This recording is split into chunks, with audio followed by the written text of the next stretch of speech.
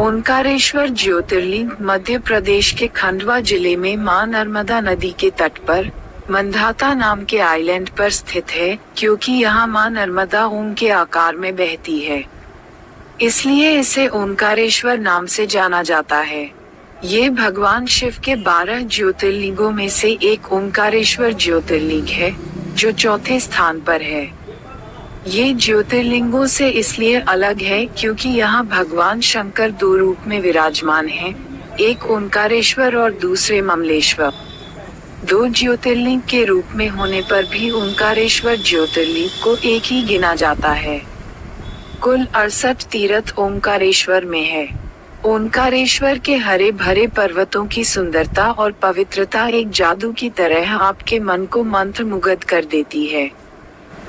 ओंकारेश्वर की महिमा ऐसी है कि भगवान शिव और माता पार्वती प्रतिदिन तीनों लोकों में विचरण करते हैं और रात्रि में विश्राम करने ओंकारेश्वर आते हैं। महादेव और माता पार्वती रोज रात को पांसे से चौसा खेलते हैं। रोज रात को शयन आरती के बाद ज्योतिर्लिंग के सामने चौसा और पांसे सीधे जमाए जाते हैं। रात में गर्भगृह में कोई प्रवेश नहीं कर सकता, पर जब सुबह गर्भगृह खुलता है तो पांसे उल्टे पड़े मिलते हैं। यह अपने आप में एक आश्चर्यजनक सत्य है। ओंकारेश्वर ज्योतिर्लिंग के साथ नर्मदा जी का भी विशेष महत्व है। यहाँ घाट के पास नर्मदा जी को कोट तीर्थ या चक्र तीर्थ माना जाता है। यहीं नर्मदा नदी में स्नान करके सीढ़ियों से ऊपर चढ़कर ओंकारेश्वर के मंदिर में दर्शन करने जाते हैं। शास्त्र मान्यता के अनुसार जमुना जी में 15 दिन स्नान और गंगा जी में 7 दिन का स्नान करने से जो पुण्यफल प्राप्त होता है, उतना ही पुण्यफल नर्मदा जी में एक बार स्नान करने से प्राप्त हो जाता है। ओंकारेश्वर में ओंकार नामक पर्वत पर स्थित है, जिसकी परिक्रमा करने के लिए 7 किलोमीटर लंबा रास्ता बना है।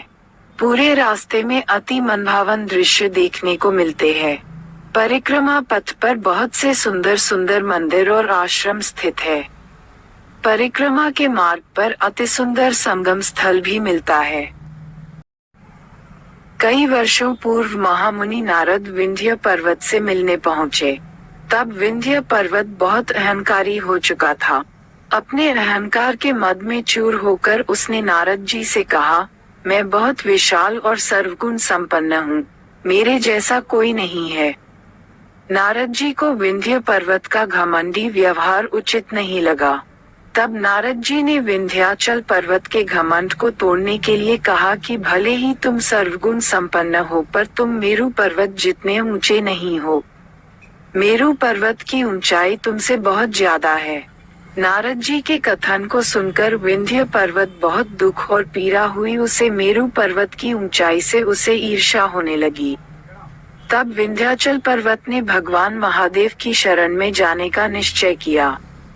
जहाँ कण कण में साक्षात ओंकार उपस्थित हैं, वहाँ उसने एक मिट्टी का शिवलिंग स्थापित किया और भगवान भोलेनाथ की कठिन तपस्या करने लगा। कई वर्षों की कठिन तपस्या से भगवान शिव जी अति प्रसन्न हुए।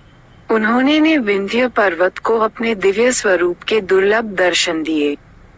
भगवान शिव ने विंध्य को जिस प्रकार का कार्य करना चाहे, वैसा कार्य करने का वर विंध्य को दिया।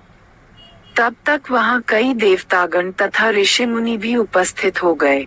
उन्होंने भी महादेव की विधिवत पूजा अर्चना की और उनसे प्रार्थना की, हे भोलेनाथ, आप सदैव के लिए यहाँ स्थापित होकर निवास करें।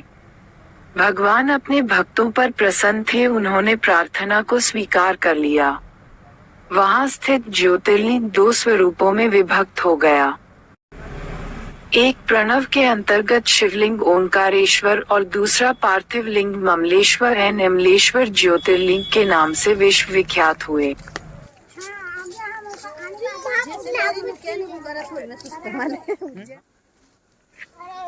थक गया।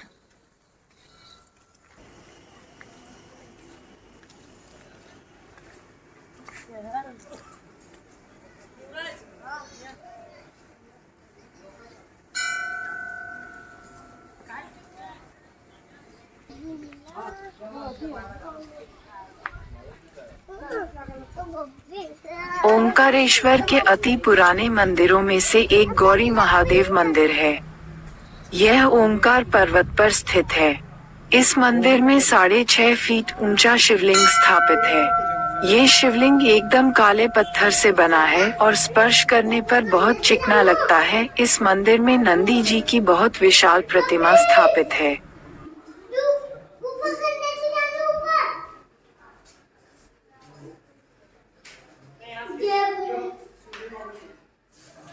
पीछे चाबू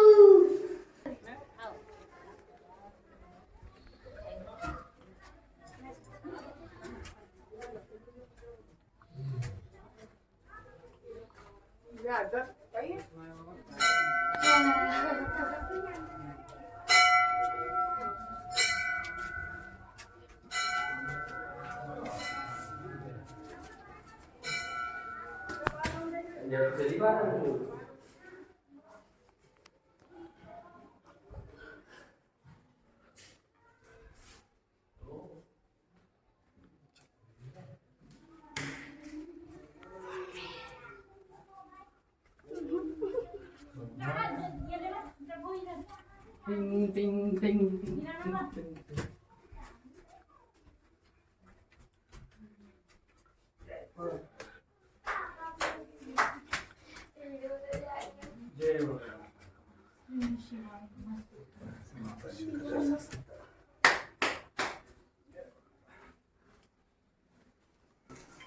पापा को जब मोबाइल दे देना गिर जाएगा नहीं तो देखना किसका चलो आओ धीरे धीरे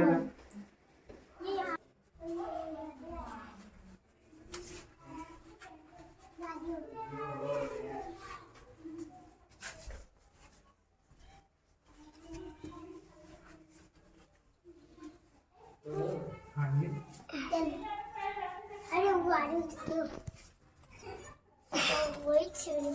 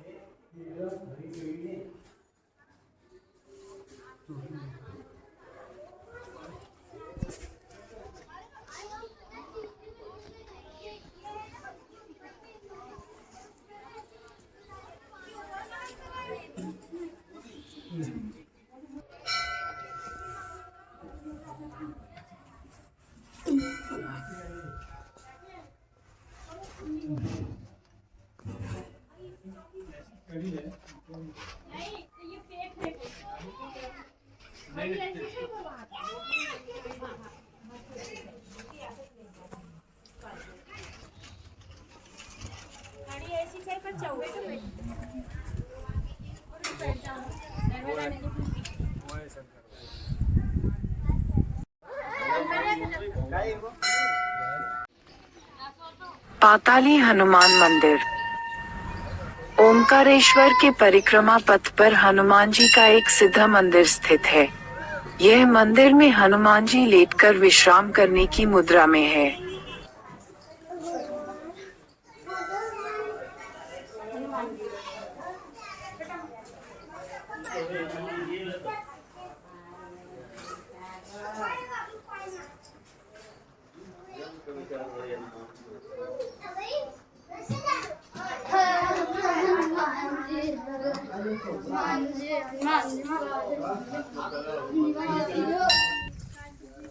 ओंकारेश्वर परिक्रमा मार्ग पर चलते चलते भगवान शिव की एक ऊंची प्रतिमा दिखाई देगी।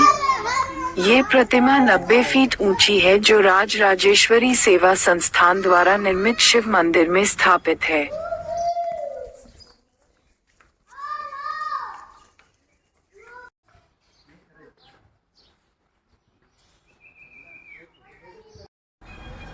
ओंकारेश्वर परिक्रमा पैदल की जाती है।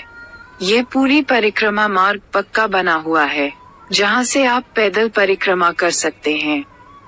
आपको जहाँ भी लगता है कि आप थक गए हैं, तो आप वहीं पर बैठकर आराम कर सकते हैं और फिर आगे की परिक्रमा कर सकते हैं।